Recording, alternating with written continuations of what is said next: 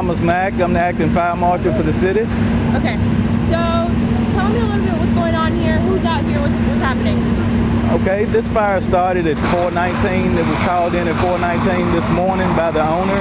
The owner actually said he came in to do some late work. He heard some popping and the smell of smoke, which he tried to go downstairs and he realized there was a fire going on, and so he called 911. He evacuated the building. Okay, this fire started on the A shift and they sent a full response to this location, and actually at 7:30 shift change they had to relocate some people in the B shift, as the guys that are here on duty now, and they assumed a fire attack. So what crews are out here right now? Okay, we have engine 6, we have truck 1 and truck 2 for the large water. We have battalion chief 2, battalion chief 1, rescue 1. But it's all Lynchburg Fire Department. It's all Lynchburg Fire Department. And the police is here. The police is here for security reasons. So what can you tell me? You said about the owner. Who called? The owner of the hobby shop, which is Mr. Lale, he actually was here doing some work late this morning, early hours of the morning, and he heard something, he smelled something. He said he went down to the basement to investigate. And so he put his hand onto a door in the basement area. He said it was hot, he knew not to touch it, so he exited the building. He called 911. Okay, and nobody was hurt? Like he got out? Nobody was hurt, he got out safely. Is this something that's normal? Have we had a fire this big? This building is something we've been working with the owner over the past several years. One of our investigators has been working with the owner, and we've done several inspections on the property, but this was a do not enter building due to the heavy fire load and the way the building is designed. Oh, so it wasn't a used building? The building was being used, but the basement area was not supposed to be used. It was for storage purposes. So you're saying you're not surprised it happened because it did violate some codes? Well, I was not the last one to investigate or do an inspection on the building, but I do know one of our inspectors has been working with him to clear up some issues inside the building. So what's next? What's happening now?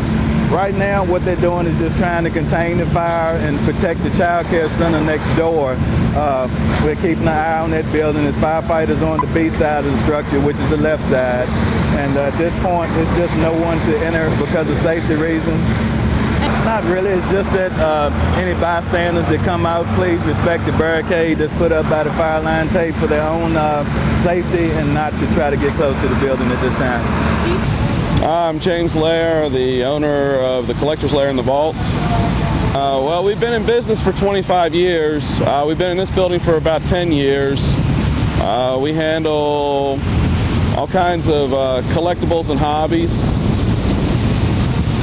Well, I don't really know exactly. I was working really late, and as I was getting ready to leave, I smelled smoke, and I headed for it. It smelled like it was coming from the basement, and went to the basement, and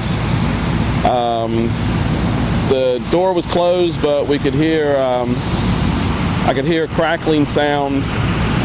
So I didn't go that way, so I went around to the other side and out the other entrance, and ran into smoke and couldn't get but so far before I had to, turn around because there was so much smoke. So you said that the basement was on fire? Somewhere in the back, corner. So you left through the front entrance, or? Well, I ran out the front entrance to begin with, and then went around to the back after I didn't go down the stairs, or I went down the stairs and couldn't get through the door. Oh, because? Well, it's just sort of a little bit of a state of shock. You've been doing this for 25 years, and pretty much it's an everyday thing. So, all of a sudden it's like, oh, well, I guess I don't have to anything to do tomorrow. So it's just going to be just seeing one day at a time, see what we can do. What word? It's just you start thinking about all the things that were in the building that you don't, really think about until you start, oh, I don't have that anymore, I don't have that anymore. So it's just going to be,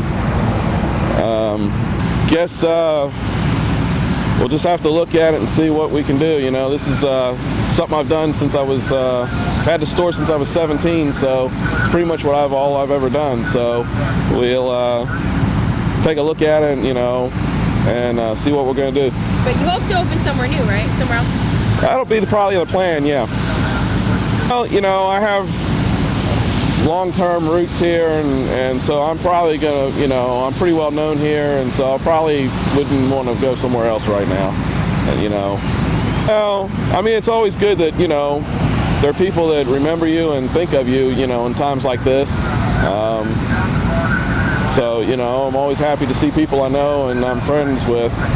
But you said, well, you know, this has been going on since 4 this morning, so I'm, you know, had a lot of time to stand here and contemplate. So, you know, it'll probably sink in. Haven't had any sleep, so, you know, I'm just sort of running on adrenaline right now. So when that all goes away, I'll probably feel it a lot more. Is there anything you'd like to add? Something like say to your customers or people who have support? Well, thanks for the 25 years, and hopefully we'll get our things back together and be around for 25 more.